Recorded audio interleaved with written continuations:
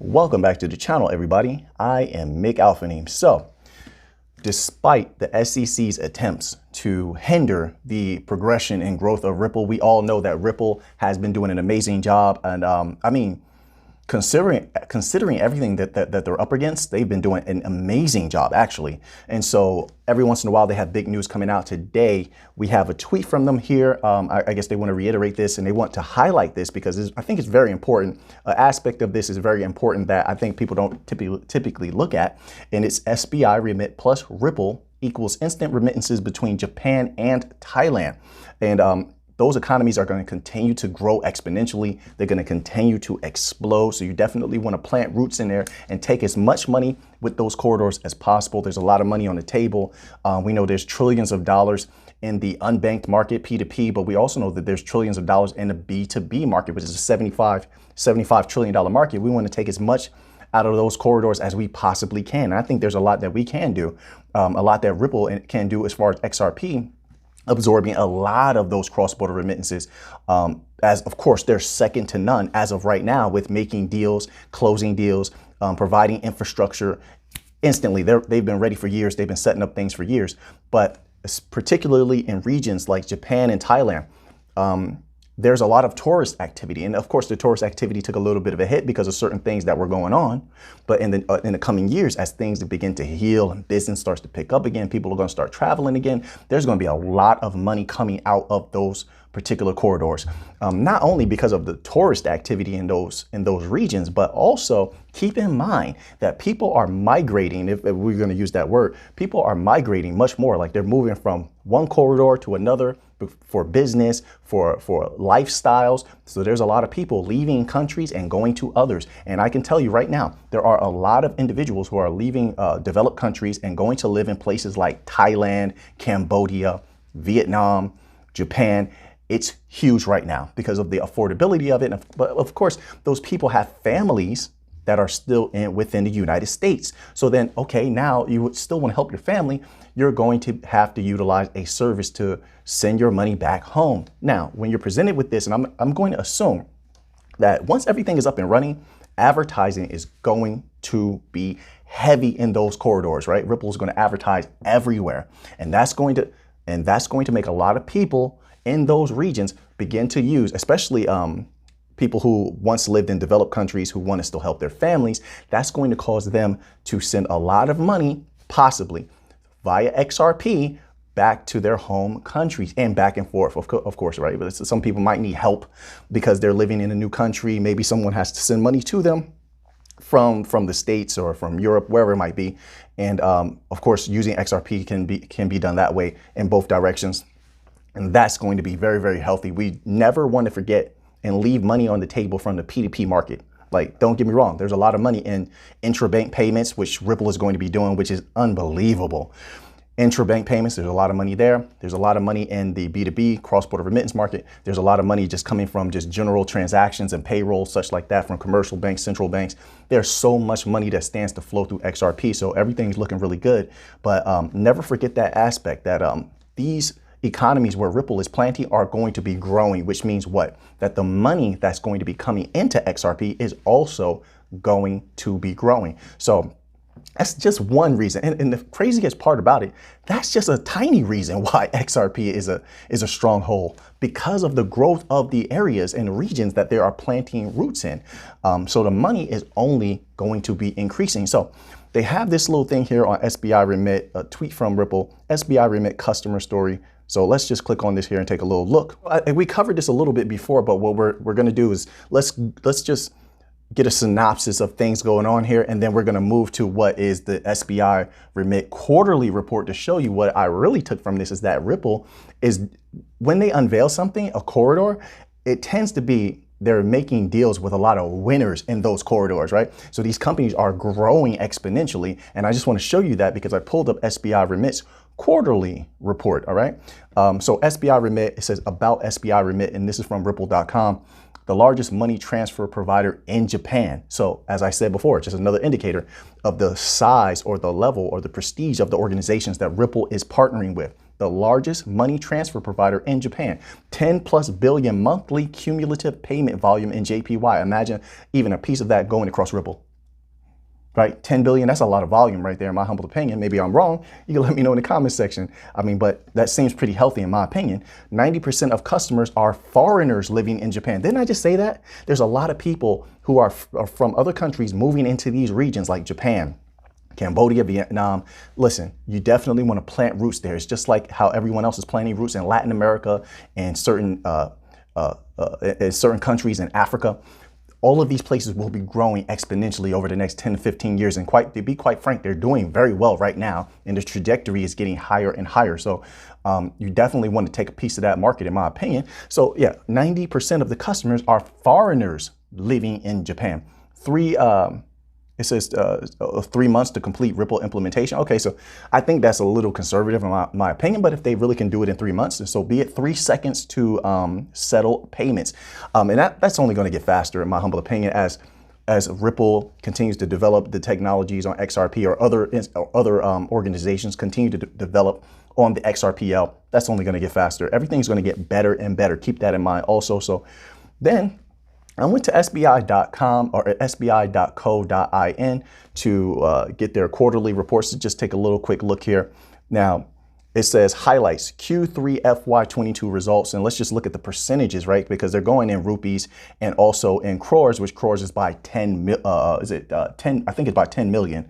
It says bank has registered its highest quarterly net profit, and this represents an increase of 62% year over year. This is who Ripple is doing business with. Ripple doesn't, listen, yeah, I believe that Ripple is sort of like I am, where they're going to get money at the bottom and money at the top. So yes, they're going to work with some smaller regions, smaller markets, and they're going to work with bigger markets. All right, they're going to work with P2P, but they're also they'll take some P2P money, but their large goal obviously is intrabank payments. That's where all the money is, truth be told. Intrabank payments and B2B cross-border remittances. But as I said, look at this here. This represents 62% year over year. That's pretty healthy in my opinion. And as I said, things are only going to grow. That money is going to grow. The money that stands to flood into XRP is only getting bigger and bigger over time. So as you're holding, not financial advice, I'm not a financial advisor, you could sell all your XRP if you wanted to. It won't make a difference to me. I'm holding till the end. All right. I just want to say that because a lot of people in there, you will come into the comment section and say that you're shilling XRP, and there's no reason to shill any of the bank coins. It doesn't matter if retail buys it or not. We're just presenting what we found as researchers. That's all, okay? So that's why I say that sometimes, all right? So return on equity as at the end of Q3 stands at 14%. Domestic NIM Q3 FY22, 3.4%. Operating profit increased by 6.86% year over year. Whole bank advances grew by 8.4%. Home loan, which constitute 24% of the bank's domestic advances, has grown by 11%. Total deposits grew by 8.83%. Listen, all of this is only going to increase because the number of people leaving developed countries like America, different places in Europe, I mean, all over the world, they're going to be looking for new places to live, like Japan. Like I said, some of these are places that are a little bit better for them to do, whether it's to do business, whether it's for a particular lifestyle, whether it's for peace. There's a lot of that happening. Okay, so these markets only stand to grow because of that. And keep in mind, this is just one aspect. This is just one aspect of what XRP does. So I mean, wait until you start hearing the news about intrabank payments and all. I mean, there's so much that's going to be coming in the future. It's hard. I just find it hard to believe some people think that XRP's future is not a brilliant one. It definitely is. So return on assets at the end of Q3 stands at 0.64%, which is higher than the 19 BPS year over year. So listen, they are doing a great job at Ripple, and I think they're going to come out on top in this SEC case. In my humble opinion, SEC has been doing a horrible job. I think people see the tyranny that exists within the legacy system and all of their connections, which most of those connections are highly inappropriate in my humble opinion. I think a lot of the judges are starting to see that as well. There's certain things going on with documentation that just Don't seem right. There's a lot of stalwart tactics and such like that, which means that, listen, if they were fully prepared to not just bully their way through a case, then this case probably wouldn't have went on as long as it has. But they expected to bully through the case, and they expected Ripple to just settle out, pay a fine, and bow to totalitarian rule. That's not what Ripple did. Great thing they didn't. A lot of other companies did do that. Okay, and so the SEC was allowed to continue to use their bully tactics, which is, what do they call it? They have a phrase for it. It's like regulation via enforcement. That's just bully tactics. That's all it is. You're coming in with all this muscle and a muscle shirt on, and you're punching the little guy dead in his face and saying, hey, we're going to tell you what to do. That's exactly what was going on. So I think a lot of people, it's not just winning the case, but I think there's a realization starting to come about, especially in crypto. I think this is why a lot of the different foundations are rooting for Ripple. And by the way, the foundations are not enemies. They're all on the same accord. This is why they're all pushing interoperability. Keep that in mind. They're all on one accord. There's enough money for all the banking coins, by the way. Look at their circulating supplies. They're formulated for a specific reason, those particular ways. And by the way, I just want to add that the people who think there's too many coins have no idea what's going to be flowing across the banking coins. XRP, XLM, Algorand, Cello, HBAR. I don't think they understand how much money and value is going to be flowing across them. When you're talking about real estate moving across them, that's going to take some coins. You're talking about intrabank payments, that's going to take a lot of coins. You're talking about B2B cross-border remittances, that's going to take a lot of coins. Okay, you see where I'm going with this? P2P cross-border remittances, that's going to take a lot of coins. In my humble opinion, I've said this a long time ago, I don't think there's enough. Why do I believe that there's not enough? And why do I, let's not go there. Let me go with this angle. Why do I believe that they formulated the circulating supplies of all the banking coins so that there is actually not enough for them to take all of the money? I think they left a door open for the legacy system to survive, right? So they don't completely offend them. They could take over, absolutely. Like let's just say XRP, Ripple. It could take over, absolutely, if it wanted to.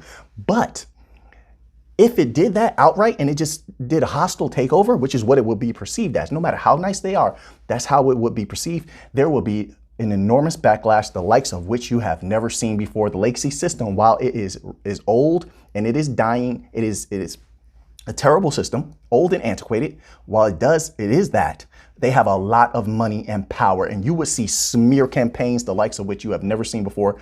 They can do smear campaigns. They can do under the table money so people won't use Ripple. They can hurt Ripple if they really, really wanted to. So I think with Ripple and Stellar Foundation, XLM, Hedera, HBAR, and what Cello and Algorand have done with their coin supplies, their circulating supplies, is they left enough room where sort of the legacy system can keep a good part of the market and feel comfortable with the money that they can continue to bring in until they decide for themselves whether they want to be a part and absorb the new banking system, or be absorbed by it, or,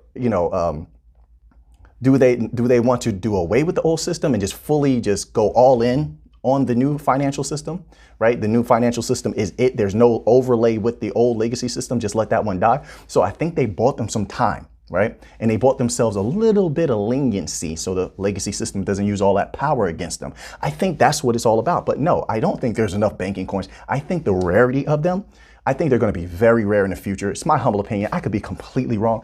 I think they're going to be extremely rare in the future. And the fortunate few that actually last till the end, I think they're not financial advice. I think they're going to have a handsome return on investment. I'm talking about a healthy return on investment because I believe the banks can buy up, they can buy up a lot of coins. And so can the large business institutions. So can nations. You see what's going on with Bitcoin? Listen, if that's happening with Bitcoin, where states want to use it as legal tender and countries want to use it as legal tender, can you only imagine what's going to happen when XRP gets regulatory clarity? Can you imagine? So taking all of that into account when I'm saying these different things. So anyway, so I thought that was interesting, showing you that Ripple is mostly partnering with institutions who are winning right now or stand to grow and win into the future. And they're giving a lot of good examples like what they did in Palau. I mean, there's so much good going on. So people get to actually see what they're doing with digital wallets and how they're going to be issuing things and the ease of which they can use the XRPL. Like, it's all very brilliant in my opinion. So now that you have that information, what are you going to do with it? I know what I'm going to do with it. So until next time, let's get to the money.